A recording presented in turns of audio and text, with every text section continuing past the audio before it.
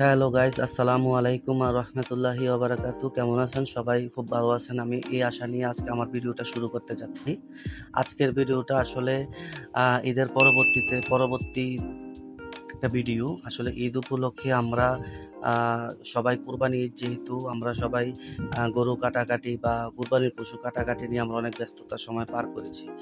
এই ব্যস্ততার সময় পার করে আমরা এখন একদিন রেস্ট নিলাম। রেস্ট নিয়ে তারপর আমরা বের হয়ে গেলাম একটু ঘুরতে যাওয়ার জন্য। আসলে সবাই একসাথে ঘুরতে যেতে পারি না, তার উপরে আবার যে পরিমাণ গরম, আসলে সবাই বাসা থেকেও বের হতে চাচ্ছে না।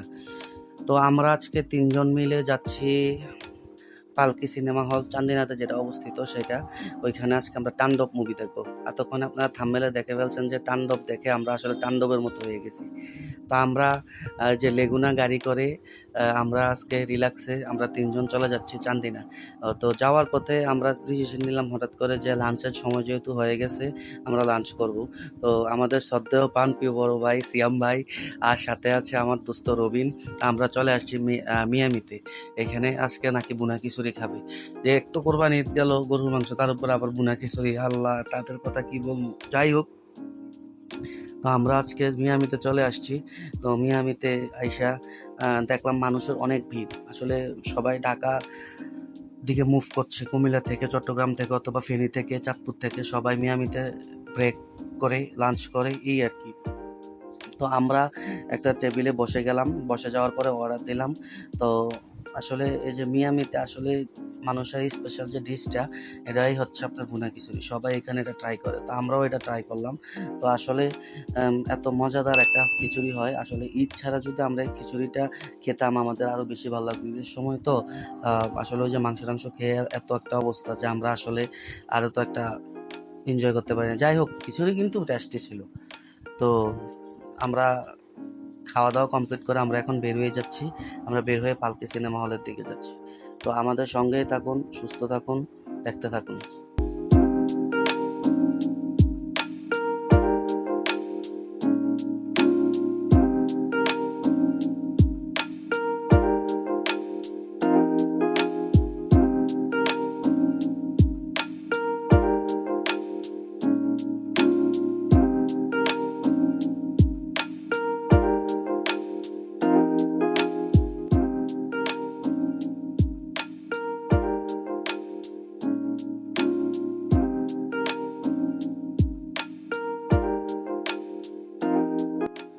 তো আমরা পালকিতে চলে আসলাম। তো পালকি সিনেমা হলে আসার পরে তো দেখতেছেন অবস্থা, মানুষের সিরিয়াল ধরে টিকিট কাটতে হইতেছে। আমরা 3টা টিকিট নিছি 600 টাকা দিয়ে। এখানে রবিন ছবি তুলতেছে, আমি একটু ছবি ভিডিও করলাম। আসলে টিকিটের দাম নিচে যেটাই, ওকে, নো প্রবলেম। আমরা উপরের দিকে টিকিট কাটছি যাতে এখানে বসে সিনেমা দেখে মজা পাই। কিন্তু সিনেমা দেখে কি মজা পাবো, আমি তো হতাশাটার কারণ হচ্ছে এত গরম ভিতরে। এখানে এসির কোনো ব্যবস্থা নাই, ঠিক আছে? ফ্যানের উপরে নির্ভরশীল। আর ফ্যান দিয়ে কি এটা হয়? এটা কি সম্ভব? আর তারপর আবার আপনি মনে করেন যে পর্দার যে আলোটা খুব কম। সিনেমা দেখছি, সিনেমাটা খুবই ভালো সিনেমা, কিন্তু পর্দার আলো কম করে রাখলে সিনেমা দেখে আর মজা পাওয়া যায়। তারপরও যতটুকু মজা পাইছি। তবে নেক্সট টাইম আর পালকিতে না। সিনেমা যদি কোনোটা দেখতে হয়, ঢাকাতে গিয়েই দেখতে হবে। এটাই কনফার্ম, এটাই ফাইনাল। তো যাক, আসলে সাকিব খান বাংলাদেশের একটা মেগা স্টার বা সুপার স্টার, যেটাই বলেন না কেন, আসলে এটা কথা বাস্তব। উনি তাক লাগাই দিছে, সোজা কথা, উনি দেখাই দিছে বাংলাদেশকে আসলে কিছু বাংলাদেশও পারে অনেক কিছু করতে, বাংলাদেশেও সম্ভব। এসব মুভি আসলে আমরা তামিল, হিন্দি, তেলেগু, তারপরে আপনার এগুলাতে আমরা দেখে অভ্যস্ত, কিন্তু বাংলাদেশেও যে এসব মুভি করতে পারে, যাক, বাংলাদেশ ফিল্ম, তারপরে ফিল্ম ইন্ডাস্ট্রি ডেভেলপ হইতেছে। রায়হান রাফিও খুব ভালো অভিনয় করছে। তো আমরা মুভি দেখা কমপ্লিট করলাম। 2 ঘন্টার উপরে মুভিটা ছিল, 3 ঘন্টা ছিল না। মুভি ঘামে ভিজা চুপচুপ হয়ে গেছি সবাই। তো রিক্সা নিয়ে শহরের ভিতরে যাচ্ছি, চান্দিনা শহরের ভিতরে যাচ্ছি।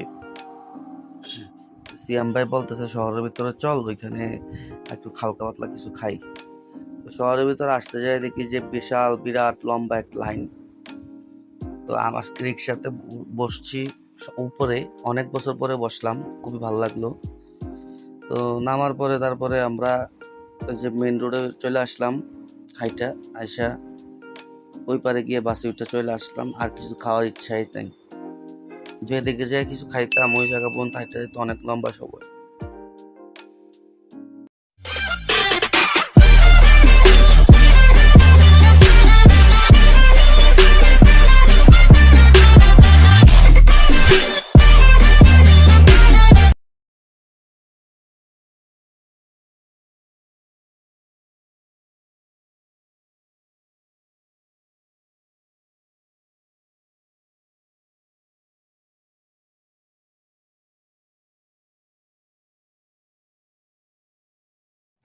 তো আজকের ব্লগটা আমরা এখানে শেষ করতেছি। দোয়া করবেন আমার জন্য, আমাদের সবার জন্য দোয়া করবেন, আমরা যেন ভালো থাকি, সুস্থ থাকি। আর আমার চ্যানেলটা সাবস্ক্রাইব করে দিবেন, কমেন্টস করবেন, লাইক করবেন, আমার ভিডিওটা সম্পূর্ণ দেখবেন। আসসালামু আলাইকুম রহমতুল্লাহ।